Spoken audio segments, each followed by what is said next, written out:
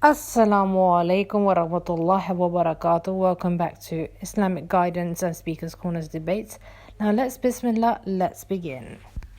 Okay, alright, I'll say it. Shall I debate him? Shall I debate Christian Prince?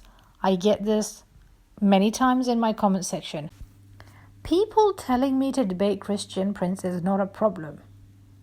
But what is a problem is when they tell me to debate with him when I have questions to do with Christianity. Can I ask you, Christians, yes, Christians, when has Christian Prince mastered Christianity? He is Christian Prince, not Christianity Prince. Yes, how are you? I'm fine. What are you a Muslim, Sulaiman? Yes, can you hear me? Yes, we do. Go ahead. What do you want to say to us, Mr. Sulaiman? Yes. The very first question Christian Prince asks in a debate, are you a Muslim? Which means that he's only wanting to deal with Muslims. What about Jews? What about Christians? What about Hindus? What about Buddhists? He can't deal with that. These people can have Christianity-related questions. He's not going to deal with them. Or, let's say, in the very least, he doesn't want to deal with Christianity-related questions. You've seen his channel so many number of times. Does it look like to you, in any form or any way, that he is dealing with some sort of biblical verse? If it doesn't, how Sebastian of you to say debate with Christian Prince? 2 years ago, Christian Prince stooped so low that he even began to impersonate Zakir Naik's voice, but he didn't call him. Watch this. By the way, it's proven by science. If we call Zakir Naik, he will say the following. Let us call him.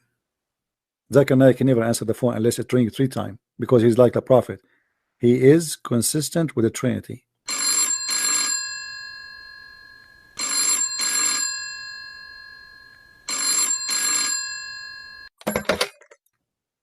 Hello?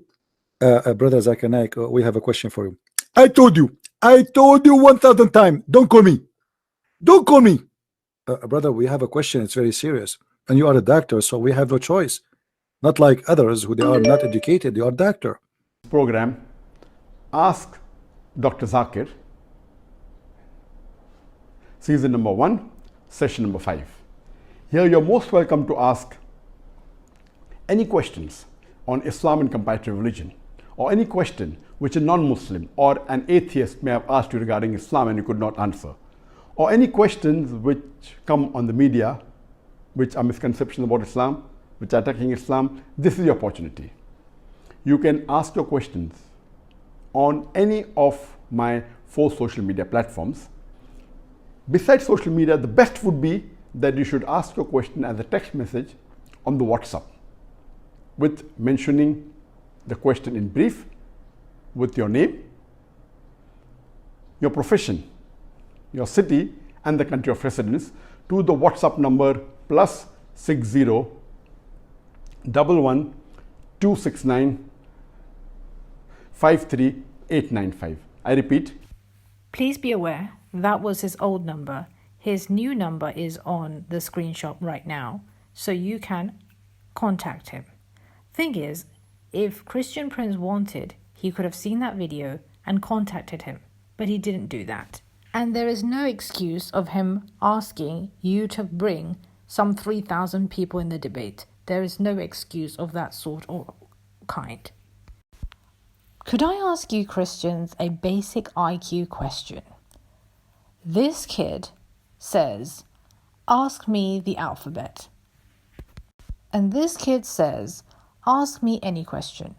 I'm allowing a wide variety of people to ask me questions, and I'm happy to answer them. Which child would you say is more knowledgeable? By the way, the Muslims would choose this one. If you choose option A, then I would say, how Sebastian of you to say such a thing, to make such an option. Now, 3 weeks ago, I uploaded this video. I had a ridiculous amount of 141 views. Before you say to me that are you doing this for views, sister? No, because if some other video of mine gets the same amount of views, I then don't complain, but I have a complaint. First, I'm going to show you a clipping and then I'm going to come to a point. So, Sahiluk, you go first. Was Paul an antichrist who contradicted the message of Jesus? Well, I believe the second part of the thesis, did he contradict Jesus, determines the first part. If he was an antichrist or not. I deny the thesis. My contention is if there's evidence showing that Paul did not contradict Jesus, then it's a non sequitur to claim he was against or opposing Jesus. Now, we have to be honest. The thesis pertains to Paul after his conversion. Let's not waste our time by appealing to events that took place in Acts 7 or 8. Now I've seen this debate, Sahiluk versus Abbas on DCCI Ministries, and Sahiluk had sufficient amount of knowledge of the Bible, but Christian Prince scores absolutely 0 in Christianity. I have never seen in my history of existence Christian Prince even have anywhere near this level of knowledge. What I don't understand is where does people's lack of appreciation or lack of interest when it comes to debating me, a small YouTuber, stands? What I don't understand is where is your disrespect? Is it on Sahiluk or is it on me? Debating with Sahiluk. Today I'm speaking up for every small YouTuber out there, Christian, Muslim or Jew. When would you people stop judging people based on their YouTube count? And I know what most of you people say in your heart, oh, she's not debating with Christian Prince. What's the big deal? That's how most of you think. From where did you get this idea from? More popular, more knowledgeable. Less popular, less knowledgeable. Where did you get this idea from?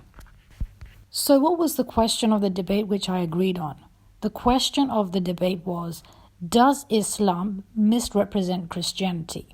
So I divided this question into 2 parts. First part was, do Muslims misrepresent Christianity? And part 2, does the Quran misrepresent Christians and Christianity?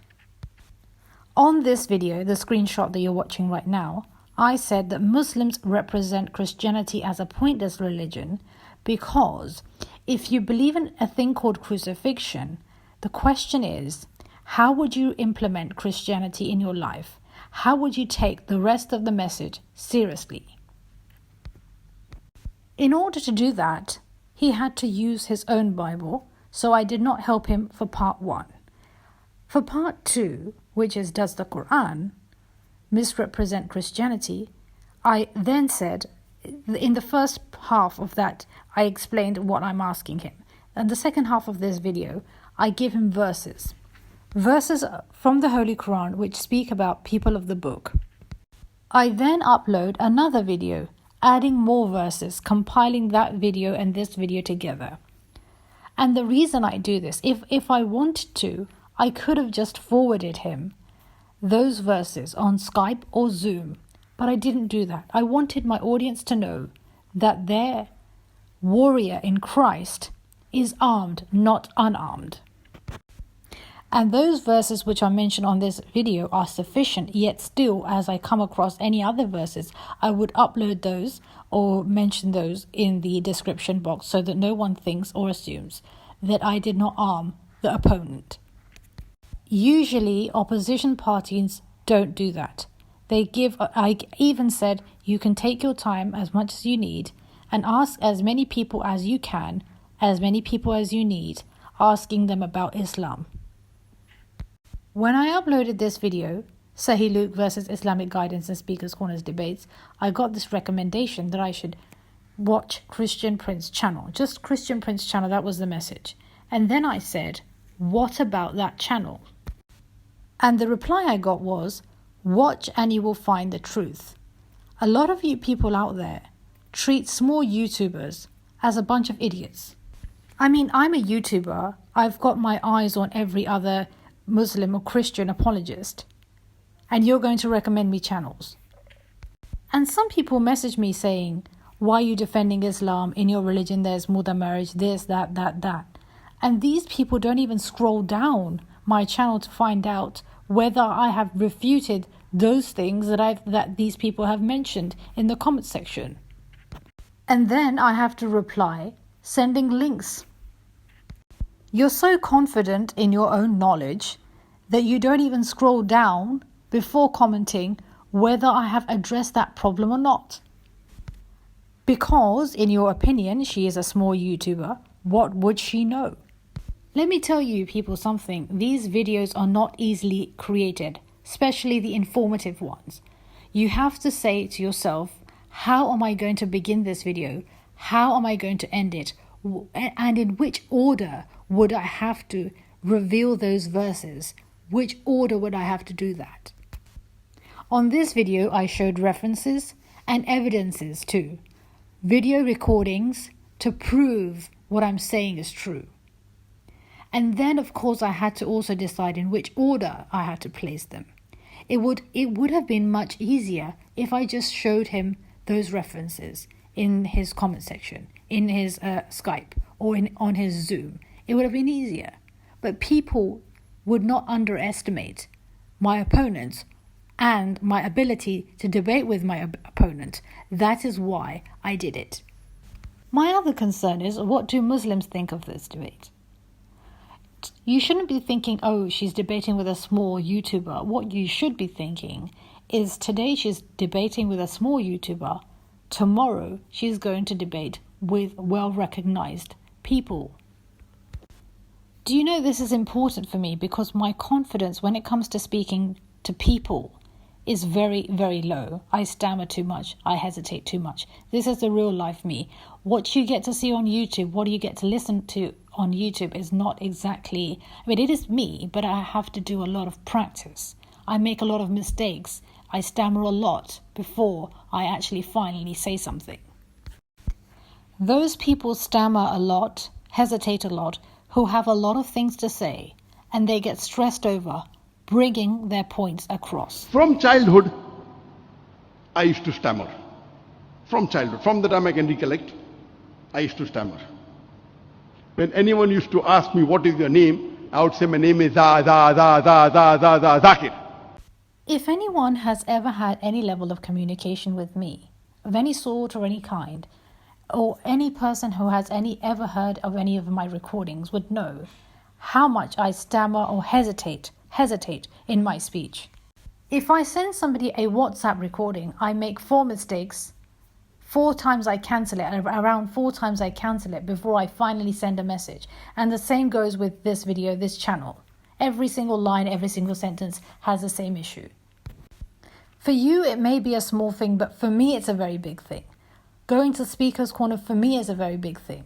It takes a lot of guts to do public speaking. I'm not a very confident speaker in real life. Please kindly stop judging people based on how many subscribers they have. You're the people that make people big, and you're the people that make people small. Please think about it. Thank you for watching. Take care and goodbye.